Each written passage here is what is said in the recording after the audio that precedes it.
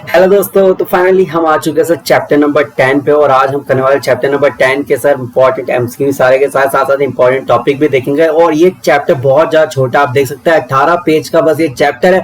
और इस पूरे चैप्टर में बस एक ही टॉपिक है जिसमें से क्वेश्चन आता है, और बहुत छोटा, बहुत easy, value for money framework. आ जाए जरा वैल्यू फॉर मनी फ्रेमवर्क के अंदर सर आपको 3 स्ट्रेटेजी दे रखी है, effectiveness, efficiency and economy.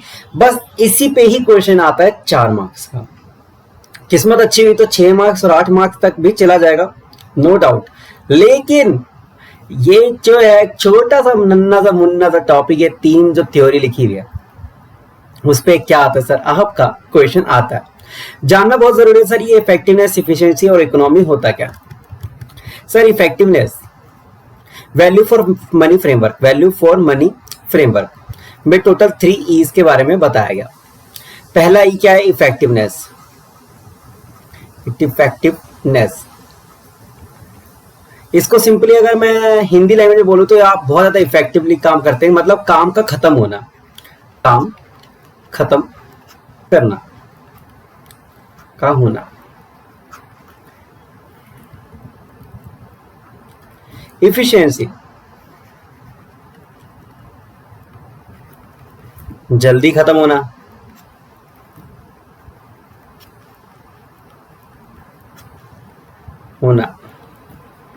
Economy, कम पैसे में खत्म होना, कम पैसा लगना। इसको अलग अलग टर्म में भी हम समझ सकते हैं। ये तो हो गए हिंदी के टर्म। सर ये मैंने हिंदी वाला टर्म क्यों लिखे गए, ये सर मैंने लिखा sir on the basis of सर्वे जो कि एमसीक्यू में आपके आ रखे थे। तो ये जो 3 जो मैंने हिंदी में चीज लिखा ना, ये ओनली एमसीक्यू टैकल करने के लिए जब आप जाएंगे पेपर में, तो ये 3 ना हिंदी के वर्ड याद रखना अपने दिमाग में। क्यों, कभी कल ऐसा होता है कि सर एमसीक्यू जब हम देखते हैं वो एग्जैक्ट तो आएंगे नहीं, आपको वो जो टॉपिक हम कवर करते हैं एमसीक्यू के थ्रू, हमेशा याद रखिएगा जो एमसीक्यू के थ्रू जो हम टॉपिक कवर करते हैं ना, वो हो जाते हैं इंपॉर्टेंट। ठीक है, तो उनका समझना, उनका खत्म होना बहुत ज्यादा इंपॉर्टेंट है। और पूरे चैप्टर नंबर 10 में यही एक टॉपिक है 3 जिसमें क्वेश्चन आता है। इफेक्टिवनेस का अगर हम एक बार मीनिंग देखें तो पता चलता है स्पेंड वाइजली, वाइजली खर्च करना, समझदारी के साथ खत्म खर्च करना। क्या sir, resources. An output measure the goal approach whether the organization has achieved its desired mission और objective, achieved it desire mission and objective. इसके बारे में बात करते हैं। जैसे मैंने आपको बताया, spend well, a link between input and output factor as a process approach. मैंने क्या बोला सर, जल्दी खत्म होना। आपके जो इनपुट और आउटपुट के जो प्रोसेस है ना, वो उसके बीच में लिंक के बारे में डिस्कस करता है, मतलब वो कैसे जल्दी खत्म होता है। अगर मैं प्रोसेस की बात करूं तो डिलीवरी भी एक प्रोसेस में आता है। डिलीवरी प्रोसेस, जब आपका डिलीवरी बॉय घर पे आता है तो आप क्या बोलते हैं, sir he is very efficient. क्यों, क्योंकि इसने जल्दी कार्य खत्म कर दिया। आप लेबर को क्या बोलते हो, sir he is very efficient because इसने जल्दी से कार्य खत्म करते हैं। मैंने 2 ही एग्जांपल लिए सर, हमने यही 2 एग्जांपल क्यों, क्योंकि ये एग्जांपल पेपर में और आपको आगे एमसीक्यू में देखने को मिलेंगे। ठीक है, डिलीवरी प्रोसेस के बारे में मैंने बताया कि डिलीवरी प्रोसेस भी आपका इफिशिएंट मेजर आता है, क्योंकि हम बात करते हैं कि डिलीवरी बॉय ने इफिशिएंटली आप डिलीवरी कर दिया। क्यों, क्योंकि ये इनपुट और आउटपुट के बारे में बात करता है। आउटपुट गोल क्या था कि सर उसको डिलीवर करना टाइमली, वो था। इसी तरह इनपुट कहते हैं यहां से सामान लेकर वो आउटपुट वहां पे भेजना था। तो एक पूरे के पूरे प्रोसेस में ना एक उसका लिंकिंग था जो कि आपका जल्दी से खत्म होना था, इफिशिएंट प्रोसेस। इकोनॉमी में कैसा, स्पेंड लेस। अगर मैं बात करता हूँ negotiation, negotiation is an example of economy. जब भी आप नेगोशिएशन बड़ा आप समझ जाना, तो मैं ना आपको क्या बोल रहा हूँ सर, आपको उसको टिक कर देना। इकोनॉमी में बस मैं एक ही एग्जाम्पल लिख रहा हूँ। सर क्यों एक ही एग्जाम्पल लिख रहा हूँ सर, मैं हमेशा की तरह बोलता हूँ जो पेपर में आ रहा है ना वही एग्जाम्पल लो, नेगोशिएशन। और इसी के साथ साथ आप देखोगे तो आपका सारे के सारे एमसीक्यू इजीली खत्म हो चुके हैं। यकीन ना हो तो चलो नीचे आगे आप दिखा दो, मैं आपको बहुत मजा आने वाला है।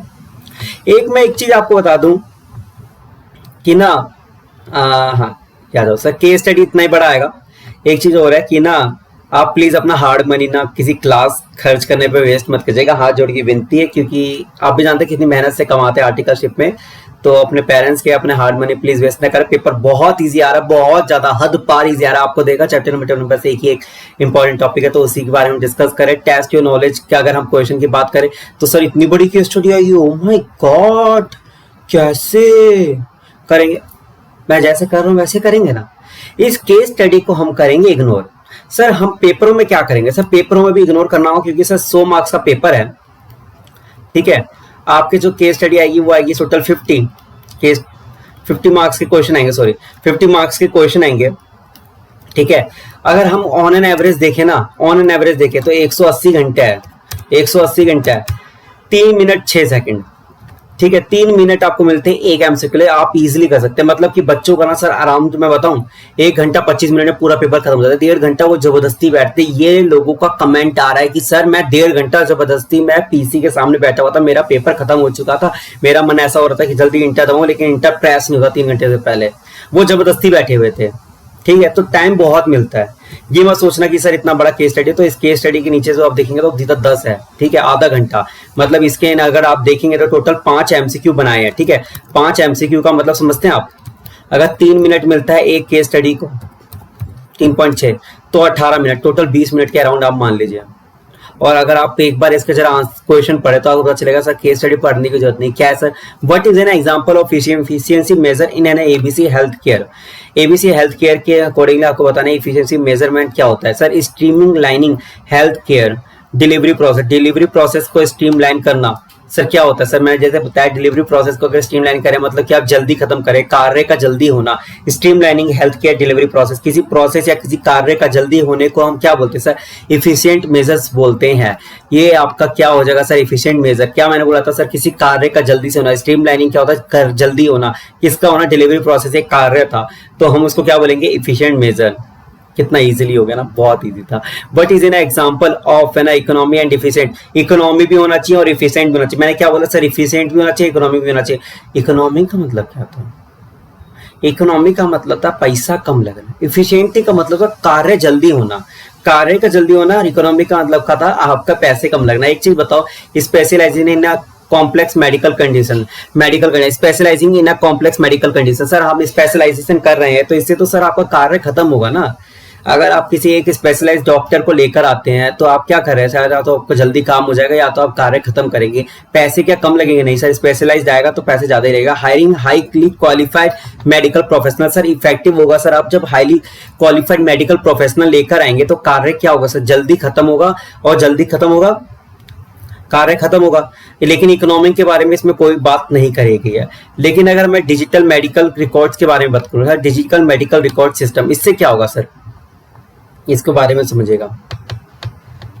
डिजिटल मेडिकल रिकॉर्ड, अगर आप केस स्टडी पढ़ेंगे तो आपको पता चलेगा डिजिटल मेडिकल रिकॉर्ड।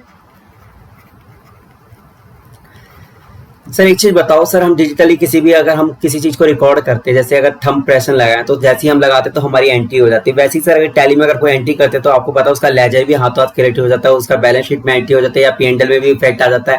तो इसी तरीके से हम ये बोल सकते हैं कि सर ये कार्य को इफिशिएंट इजिली खत्म कर देता है, जल्दी खत्म कर देता है। जैसे ही आप डिजिटल वर्ड अगर आप पढ़ते हैं तो आप समझ जाइएगा वो कार्य जल्दी खत्म होने वाला है, वो कार्य इफिशियंटली खत्म होने वाला है। लेकिन इकोनॉमी की अगर बात करें तो इकोनॉमी क्या है सर, पैसे कम, लेस कॉस्ट।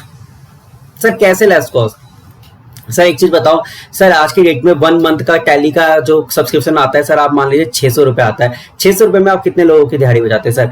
अगर हम बात करें तो लेजर की पोस्टिंग आप ऑटोमेटिकली हो रही है, बैलेंस शीट ऑटोमेटिकली बन रही है, पीएनएल ऑटोमेटिकली बन रहा है, बस एक एंट्री से आपका इनवॉइस भी प्रिंट हो रहा है। उसी एक एंट्री से अगर आप चाहें तो टैली से ई इनवॉइस भी प्रिंट करें, उसी एक टैली एंट्री से आपका वो भी हो रहा है। लेकिन इसके साथ साथ अगर आप ऊपर अगर केस स्टडी भी पढ़ेंगे डिजिटल हेल्थ केयर का, तो इसमें आपको बीच में मिल जाएगा कि इससे ना आपके पैसे बच रहे हैं, ठीक है। तो इसका आंसर हमारा रहेगा सी। इसका आंसर हमारे सी रहेगा। Implementing the digital medical record system will not only reduce the paper work, example increase in efficiency जो मैंने बताया, but also the administration cost, जैसे मैंने आपको बताया, ठीक है। एडमिनिस्ट्रेशन कॉस्ट, आपको अलग अलग बंदों को बैठाने की जरूरत नहीं है। आपको पहले कैश रिसिप्ट का आप एक लेजर बनाते, एक गत्ते में लिखते कि कैश रिसिप्ट हुआ, फिर उसके बाद लेजर अकाउंट बनाते, फिर उसके कैश का इफेक्ट बैलेंस शीट में दिखाते, बैलेंस शीट से टैली करते और एक्सपेंस है तो पीएनएल में लेके जाते। तो वो जो एडमिनिस्ट्रेशन का खर्चा था वो भी आपका कम हो गया है, ठीक है। मैं इतना सर डिटेल में क्यों बताऊं सर, ये बहुत इंपॉर्टेंट है। ओनली 5 एमसीक्यू आपकी जिंदगी बदल देंगे, ठीक है। Which of the following is not related to effectiveness? Sir effectiveness से रिलेटेड नहीं है सर। स्ट्रीमलाइनिंग ऑफ हेल्थ के डिलीवरी प्रोसेस, मैंने ऊपर ही आपको बता दिया सर, ये तो एफिशिएंट से रिलेटेड है और ये दोनों तो इफेक्टिवनेस से ही रिलेटेड है, ऊपर वाला भी, तीनों के तीनों। ये streamlining health care delivery process पहले ए पॉइंट में बता दिया कि वो क्या है सर, आपका इफिशियंसी का डील करता है। स्ट्रीमलाइनिंग के बारे में दोबारा मेरे को लग नहीं रहा कि स्ट्रीमलाइनिंग मतलब जल्दी कार्य खत्म कर रहे हैं कि सर किस कार्य को खत्म करें, डिलीवरी प्रोसेस को जल्दी से कार्य को खत्म कर रहे हैं। Which of the following measure has an ABC health care implemented to ensure economy. Economy मतलब खर्चा कम लगना। खर्चा कब कम होता है सर? जब हम नेगोशिएशन करते हैं, नेगोशिएटेड डिस्काउंट रेट्स। जैसे मैंने एग्जांपल देता हूं, मैं हमेशा बोलता हूं एग्जांपल ही वही लो, दो ही लो जो आपके पेपर में आना, नेगोशिएटिंग का डिस्काउंट रेट। ये बड़ा आप ध्यान रखें, जब भी हम नेगोशिएट कर रहे हैं या लेबर्स के साथ किसी के साथ भी हम कर रहे हैं, नेगोशिएट कर रहे हैं, तो वो हमारा क्या हो जाता है? डिस्काउंटेड रेट, वो हमारा हो जाता है economic factor. How has an ABC established ethics in its operation. Sir ethicals कब आते सर? Code of conduct. सर आपने ऑडिट के पेपर में पढ़ा भी था sir, ethics in its operation कब आते सर? कोड ऑफ कंडक्ट को अगर हम फॉलो करते तो वो एक एथिकल रहता है। इसी के साथ मैं एक चीज बता देता हूँ, आपके पांचों के पांचों केस स्टडी खत्म हो जाएगी, इसका आंसर हो जाएगा by establishing a code of conduct for employ. ये आप याद कर लीजिएगा, ये 2 मार्क्स का क्वेश्चन, ये इस चैप्टर के लिए इंपॉर्टेंट नहीं है, बाकी ऐसे भी नॉर्मली कोड ऑफ कंडक्ट से रिलेटेड आता था क्वेश्चन। जैसे मेरे भी एग्जाम में आया था कि एथिकल रहने के लिए क्या क्या कर सकते हैं, तो मैंने कोड ऑफ कंडक्ट पे आंसर पे टिक करके आया था। इसके अलावा मैंने जो आपको बताया था कि एक चीज आपको पढ़ना है 3 E's। अगर आप समरी में भी देखेंगे तो समरी में भी कुछ है ही नहीं, ये भी आप पढ़ लीजिएगा। उसके अलावा एक और चीज है, प्लीज चैनल को सब्सक्राइब करें, अगली वीडियो भी आप ही के लिए आएगा। सब्सक्राइब करना क्यों इंपॉर्टेंट है? क्योंकि आपका पास होना बहुत जरूरी है। हंसते हंसते पढ़ेंगे जब पास हो पाएंगे, ठीक है? तो मिलते हैं नेक्स्ट वीडियो में।